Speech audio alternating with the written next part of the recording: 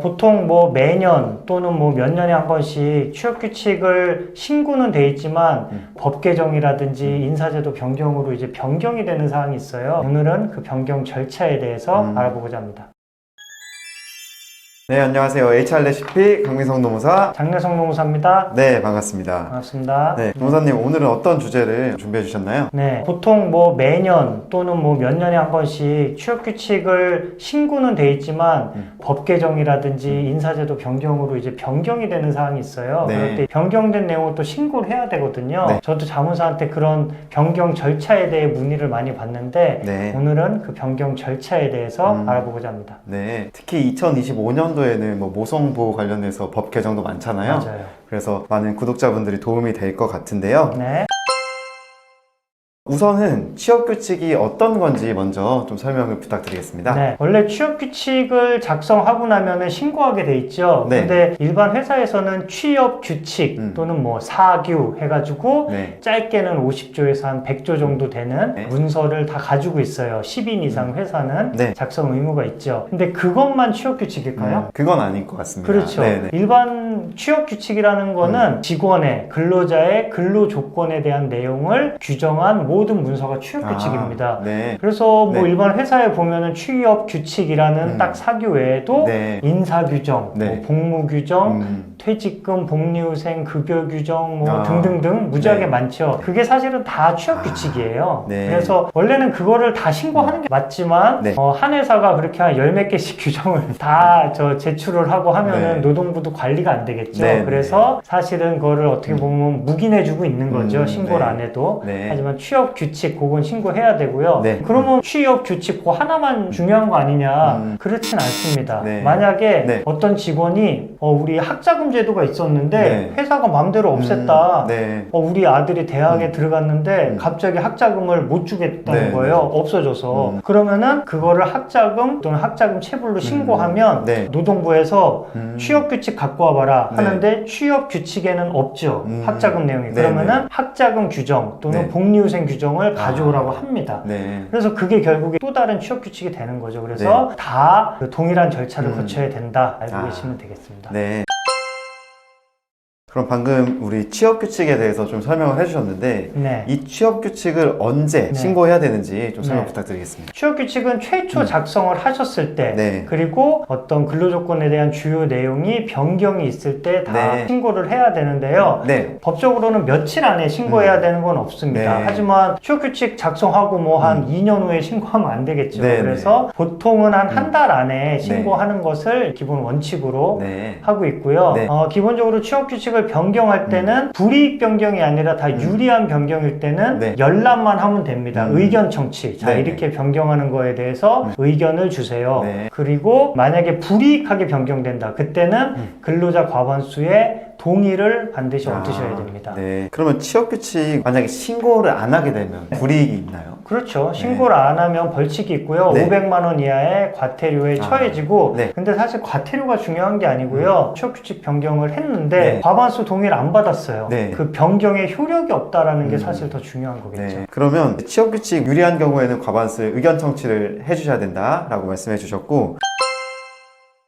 중요한 거는 불리하게 변경하는 경우 같은데 이제 과반수의 동의를 받아주셔야 된다고 하셨는데 여기서 이 과반수 기준이 어떻게 되나요? 전 직원의 과반수를 대표하는 노동조합이 있으면 그 노동조합의 대표자 보통 위원장이 되겠죠. 네. 그 위원장의 동의를 받으면 되고요. 네. 과반수 노조가 없거나 뭐 아예 노조가 없어서 네. 그런 경우에는 직원의 과반수 동의를 받아야 되는데 네. 이때 그럼 직원의 기준이 뭐냐? 여기서는 사용자를 빼는 겁니다. 네. 대표적으로 대표이사가 되겠고요. 네. 임원도 빠지겠죠. 네, 근데 임원이라고 하더라도 근로자성이 있는 임원이 있어요. 네. 일반 회사의 이사, 상무, 뭐 전무님인데 네. 다 사장님한테 업무 지시를 받고 업무 보고를 하고 그 다음에 취업규칙 적용도 받고 이렇다면은 그런 분들도 직원에 해당이 됩니다. 그래서 네. 그런 분을 포함한 과반수가 되고요. 네. 그럼 뭐 계약직, 뭐 아르바이트는 빼도 되는 거 아니냐? 그렇지 않습니다. 계약직도 직원이고요. 네. 아르바이트도 과반수도 다 직원이기 때문에 네. 단시간 근로자도 다 포함을 해야 됩니다. 네. 그러면 또 이제 파견직, 네. 파견직은 빼도 되지 않냐? 근데 파견직 같은 경우에는 네.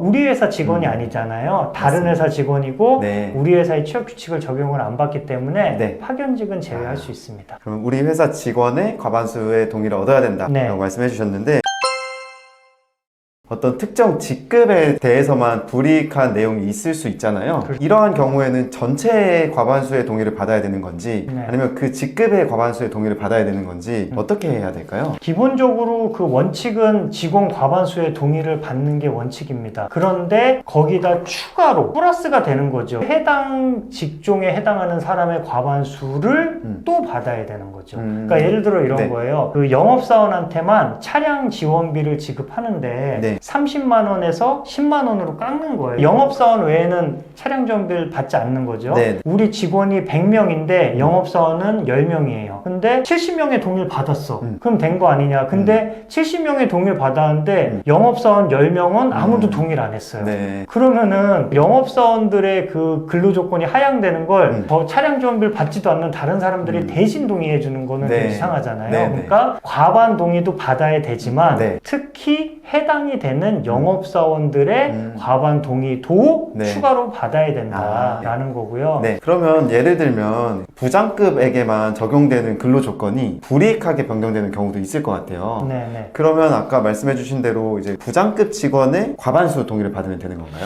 그건 좀 다른 얘기예요. 영업사원은 네. 아예 영업사원한테만 차량 지원비를 주는 거잖아요. 그건 네. 안 바뀐단 말이에요. 네. 근데 부장급한테만 주는 뭐 부장 수당이 있다고 칠게요. 네. 내가 지금은 과장이에요. 네. 하지만 나도 한 5년 후에 부장이 돼서 받을 수 있잖아요. 네. 그러니까 이 부장 수당은 현재 내가 부장 수당은 안 받아도 나한테도 적용되는 네. 내용이란 말이죠. 네. 그렇기 때문에 이거는 전 직원의 과반수를 받으면 되고 네. 굳이 꼭 그 부장급의 과반수를 추가로 받아야 되는 건 아닙니다. 아, 그러면 적용이 예상되는 전체 직원의 그렇죠, 과반수를 그렇죠. 받아야 된다라는 네. 의미인 것 같고요. 그 다음에 또 이런 경우가 있을 것 같아요. 네. 일부 직원에게는 불이익한 거예요. 네. 근데 또 어떤 직원은 그걸로 인해서 유리해지는 경우가 있을 것 같거든요. 맞아요. 네. 예를 들어서 상여금을 네. 지급율 방식에서 지급 정액 방식으로 바뀔 수가 있죠. 상여금을 기본급의 100%를 주다가 네. 300만 원으로 바꾸겠다 네. 하는 거예요. 근데 어떤 직원들은 100%가 200만 원이에요. 그럼 300만 원 바꾸면 더 좋은 거죠. 네네. 근데 좀 직급이 높은 분들은 100%가 400만 원인데 그럼 300만 원을 깎이면은 100만 원이 떨어지는 네. 거니까 불이익하잖아요. 네. 그럴 때는 누구한테 불이익하고 누구한테는 이익이라 하더라도 네. 불이익한 직원이 있기 아. 때문에 이거는 네. 전체적으로 불이익한 변경으로 간주를 합니다.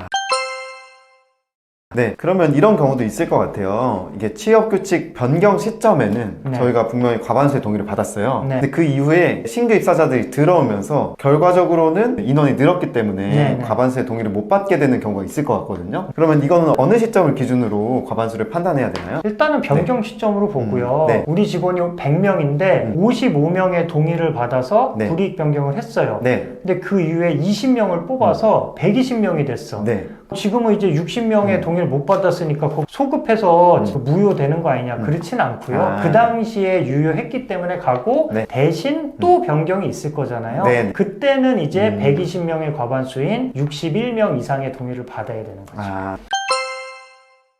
그다음 이제 절차 방식에 대해서 살펴보려고 해요. 취업규칙은 어떤 방식으로 변경을 해야 되나요? 원칙은 사업주의 어떤 간섭이나 의견이 완전히 배제된 상태에서 네. 근로자들, 직원들끼리 모여서 대면 방식으로 그 아주 치열한 회의를 통해서 동의 여부를 하는 게 가장 바람직한데요. 네. 현실적으로 직원이 너무 많거나 또는 지역이 막 떨어져 있어서 그렇게 하기 어려운 경우도 있죠. 그럴 네. 때는 부서별로, 사업부별로 그렇게 회의 방식을 하는 게 바람직하고요. 네. 근데 그것도 어려울 때는 이런 회람 방식으로 하더라도 네. 완전히 사업주의 그런 의견이 배제된 상태에서 그리고 다른 근로자들의 동의 여부에 너무 그 영향을 받지 않는 한도 내에서는 네. 그것도 가능합니다. 그럼 지금까지 취업규칙 그 불이익 변경 절차에 대해서 살펴보았는데요.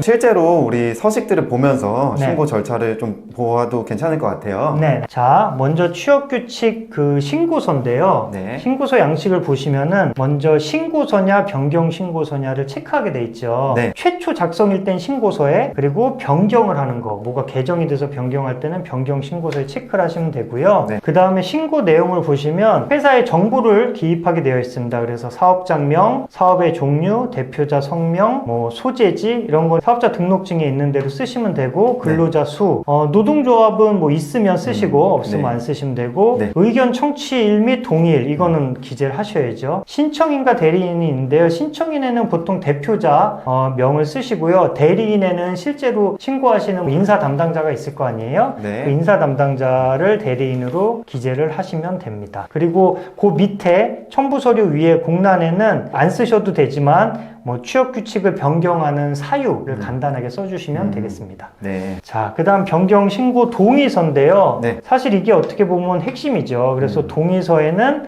몇 월 며칠자로 동의한다. 그리고 대상 직원, 아까 말한 사업주나 임원을 제외한 대상 직원 인원을 쓰고 그 중에 동의한 인원을 쓰는 겁니다. 네. 그리고 뒤에 동의를 받을 때는 이건 회람 방식의 동의서인데요. 변경 목적을 쓰셔야죠. 그래서 예를 들어 법 개정 사항을 반영했다. 이번에 모성보호 변경된 것처럼, 또는 인사노무제도가 일부 변경됐다. 그런 거를 쓰시면 되고, 반드시 무슨 내용인지를 알아야 동의할 거 아니에요. 네. 그래서 변경된 신고 대조표라든지 아니면은 변경된 그 취업규칙 원본을 첨부를 해서 같이 보면서 동의를 할 수 있게 하셔야지, 네. 이 동의서만 주고 사인하세요 이러면 이거는 인정이 안 되는 겁니다. 네. 그래서 성명 부서 쭉 쓰고 동의를 하도록 그 서명을 반드시 받으셔야 된다는 거. 네. 그리고 신고 대조표는요, 보시는 것처럼 이제 기존과 변경되는 대조표입니다. 이거는 뭐 공식 양식은 아니고 저희 법인에서 쓰는 양식인데요. 거기서 이제 왜 변경이 어떻게 되는지, 그리고 변경하는 이유가 뭔지 정도를 1조부터 변경되는 순서대로 쭉 써서 이제 감독관이 보기 좋게 하는 거죠. 아, 이런 내용이 변경이 됐구나라는 네. 것을 하시면 되겠고요. 네. 마지막으로 이제 취업규칙 작성 또는 변경신고 확인 보고서인데요. 이거는 뭐냐면은 이제 변호사나 노무사나 공인된 자격을 갖고 있는 사람이 이거를 한번 검토를 했다는 내용이에요. 노무사나 변호사한테 검토를 받았으니 믿어도 됩니다. 라는 이제 보고서거든요. 네, 네. 그래서 내용을 보시면은 밑에 상기 확인 내용을 분명히 확인했고 신고를 대리합니다. 이렇게 해서 이제 공인노무사 누구 해서 도장을 찍게 돼 있거든요. 네. 그런 내용이니까 네. 참고로 하시면 되겠습니다. 네, 이렇게 오늘 취업규칙 신고 방법 그리고 변경 방법에 대해서 알아보았는데요. 변경하는 절차 자체는 그렇게 어려운 건 아니라고 생각이 듭니다. 대신에 근로자분들에게 불이익 변경이라면 충분히 설득하고 설명하는 그러한 절차가 필요하다고 생각됩니다. 오늘의 영상은 여기까지고요. 오늘의 영상이 도움이 되셨다면 좋아요와 구독, 댓글까지 많이 남겨주시면 감사하겠습니다. 다음에 더 좋은 영상으로 찾아뵙겠습니다. 감사합니다. 감사합니다.